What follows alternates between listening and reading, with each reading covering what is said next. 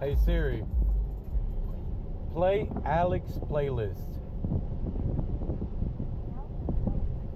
Alright y'all, so I'm on the way to Smashwagon to meet up with one of my mentors, Mr. Just R himself, and he might teach me a thing or two. That's for sure. But I just want to let y'all know, live the life you want or settle for the life you have. That's going to be up to you. But in order to do that, just know you got to make a lot of, you just got to make some, and it's going to take some, and it's going to be a lot of sacrifices, baby. So many sacrifices.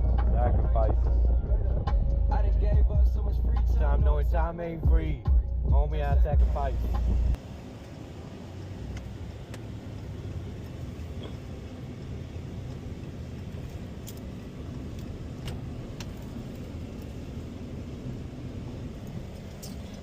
GoPro. Oh yeah.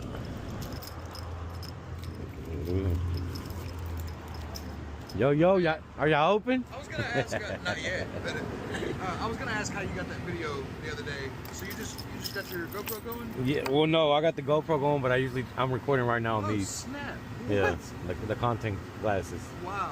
Yeah. So the lights on, you're on for 30 seconds. I got it set at 30 instead of 60. Bro, where do you get that at? It was actually a gift from my business partner. Really? Yeah. Dude, that is. Yeah, he was like, man, I see you love creating content. I'm gonna send you something. That's what's up. You gotta send me a link to Yeah, get those. yeah, I will. And I'm gonna get them, and they got the store down here where you get them prescription and everything. Yeah. I'm gonna come on over.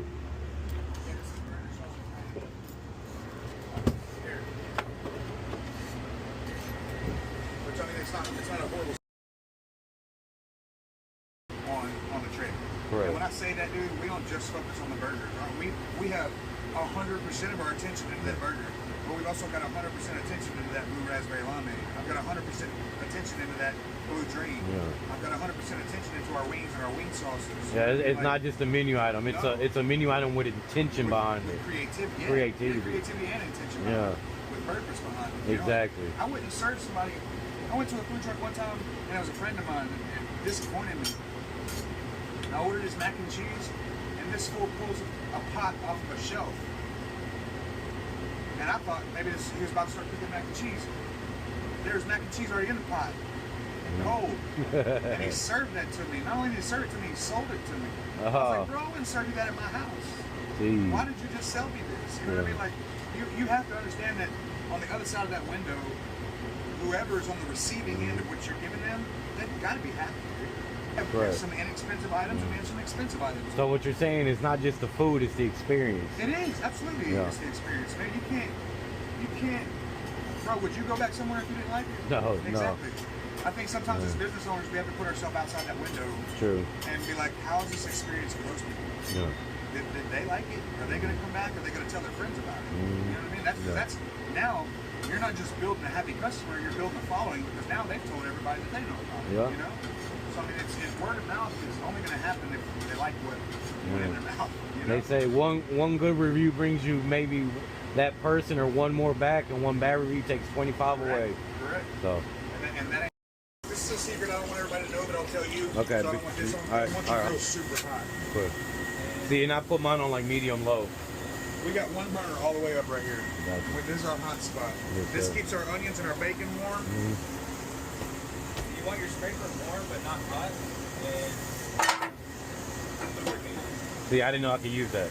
Yeah. I mean, we also use garlic butter from Sam's, but like.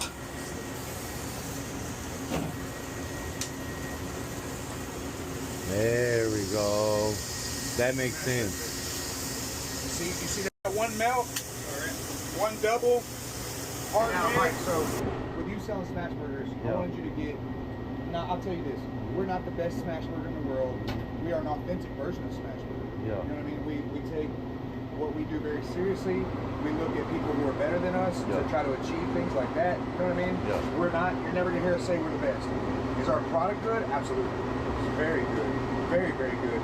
But I'm not gonna say we're the best. We aspire to be like people that we have. You know what I mean? That that I guess influence us. You know what I'm saying? I mean, I'm not gonna lie, dude. Trill Burger is probably one of the best smash burgers that I was introduced to along this smash burger journey. Yeah. I don't know. Can you say the same? It was good. Yeah, I'm not gonna say it's the best burger, but it was a really good example. Yeah. It's a very good example. you Done know? well. Done Yeah, very done well. very well. And so the tradition of smash burgers, and I learned a lot of this from Q2. You know, this used to be a poor man's meal. A lot of like fajitas, dude. Yeah. That was the trash meat back in the day, bro. Yo, But give 'em the fat. yeah, but like Hispanics took that and they're like, give it to me. You know what I mean? And take it home, marinate that shit, fucking, you know, cook it to a medium rare. And fajitas are now one of the more expensive things on the restaurant menu. And Facts. it used to be a poor man's meal. You know, same thing with the smash burger. The smash burger was a poor man's meal. You had all these iron workers, all these people outside who had a quick lunch break and couldn't wait or go or drive and do this. And so you got somebody just smashing these patties thin as could be, so it would cook in seconds. See, I never knew that. You know what I mean? And shout out to my iron workers. I'm an iron worker myself. So I mean, and I say iron workers, I'm talking about, you know, it was anybody back then. Yeah, blue collar. Blue collar. You know, and so they would smash these patties out as thin as possible so that they would cook in seconds. You know, versus a half hour or something like that for a hamburger. Or whatever, you know, if you're, I'm saying smoking hamburgers, you know, if you grill it, obviously it's quicker than that. But anyway, so smash burgers was a poor man's meal. It's not nothing new. It's not nothing, you know, that people just created. It's a fad in some sense because people are catching on to how good it is. Yeah. How good it tastes. Correct. You know, there's texture to this burger. It's not just a patty of meat. You're gonna get thin, charred, crusty edges on this sucker. You know what I mean? Like it's almost like eating chips on that sandwich after getting out of the pool. Yeah, full of flavor, you know what I mean? too. Full of flavor. Yeah. If done correctly, it's a very simple burger, man. It's usually 2 patties. You can add 3, however many you want. You can add all kinds of stuff onto a smash burger. But your traditional, simple kept smash burger is going to be a couple of patties, slice of cheese on each patty, your burger sauce, and your pickles. That's it. Meat, cheese, pickles, burger sauce. That's the way to go. Generally, how a classic traditional smash burger would come. All right. Now you have your grilled onions, your jalapenos, your bacon, we offer fried eggs. You know what I mean? Yeah. A lot of people want to dress their stuff up. A lot of people say, give it to me how God intended it.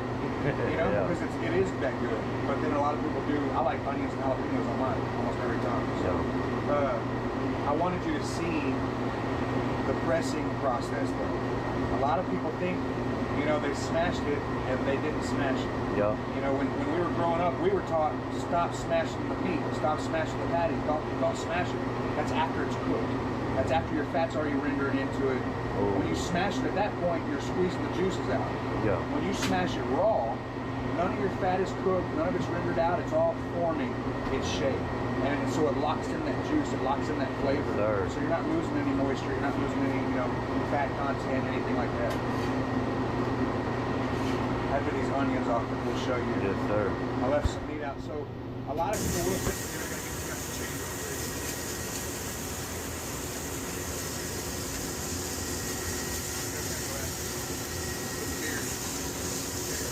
Dude, I've been doing it wrong the whole time.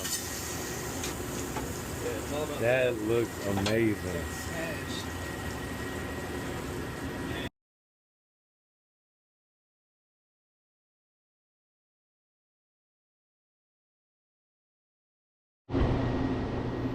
So what you're saying is when you see a bad review, it actually entices you to want to try the place, right? For me, yeah. Yeah. Because if I see a bad review, I know what kind of customers Southeast Texas has. There's 2 different types. You know what I mean? Some just like to complain just to be heard. And so if I see a bad review, and if I want to go see if it is a good one, I want to go see if maybe this person didn't have the experience that I'm going to have. Let me go check it out for myself. And then I'll be honest with you. If I do have a bad experience, I'm still not going to go to the internet. I'm going to go right to that freaking manager or business owner or reach out to somebody in charge. The only time you would ever see me go to the internet, dude, is if management or ownership doesn't want to Own up to it. take responsibility or fix things. Yeah. Other than that, I'm So going even if you straight see a to bad review, give them a shot, test it Absolutely. yourself. I would. Why would?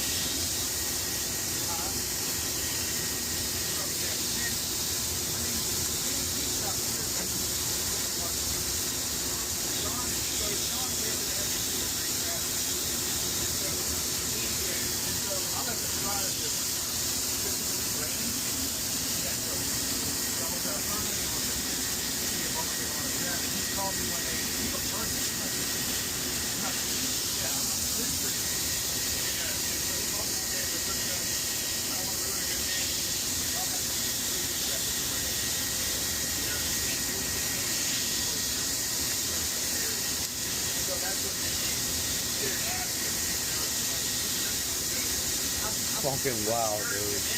Right? Fucking wow. He said he'll take the pressure. Diamonds make, what is it? Pressure make diamonds, right? Pressure make diamonds. And when you start to see the edges, like I say, if you see a thicker edge on this side, shift to that side. You know what I mean? It's just like riding a bike. When you need to turn, turn. When you need to do this, do that. But you can feel that meat underneath your burger fries. That's perfection right there. You see how it's getting charred up? Now your spots right here, this is just some of your fat rendering out. That's all that is, and that's okay. Everything is going to be welded back together with cheese. Nice. Welded back together. It's crazy. Y'all better get down here to Red's Ice House, which is located where? 7665 College Street, Beaumont, Texas. There you go. It's 11:16 and the rush has already started. And it's probably not going to end because I've been here late night and it keeps going. Manny's the good luck charm here. Yes, sir. Yesterday lunch was dead, bro. You guys start coming more often. I know, right? So we're here in the back of Smash Wagon, helping out, taking some content, and yeah, they put us to work, but I'm okay with that. So Manny's Melting Pot, Smash Wagon, learning to perfect the smash burger, so I can bring you the best experience. Just remember, it's not just the food, it's the experience. I see so many fucking people.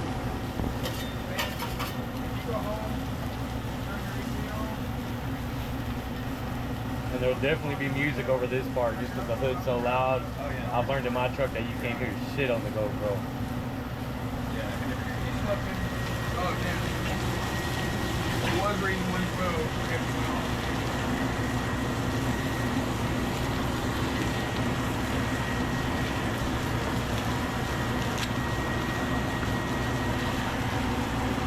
Alrighty, so we just hey, what's good? We just left Smash Burger. We're Manny's Melting Pot. Just learned to perfect the Smash Burger. We're on camera. Everybody say hi. We're recording up here and down here. So I just left Just, my mentor, Manny's Melting Pot, over here doing a collaboration, and we'll see what we come up. Alright, so Manny's Melting Pot here at Smash Wagon, where I am learning to perfect the smash burger. Just because I have a smash burger doesn't mean I make the best burger. So, who do you go to? If you know it all, you can't learn everything. So, I'm here at Smash Wagon. They're kind enough to grace me with their knowledge and a little bit of faith that I'm gonna do it right. So, Manny's Melting Pot here at Smash Wagon. Come try their smash burger, and if you're at one of my events, try mine.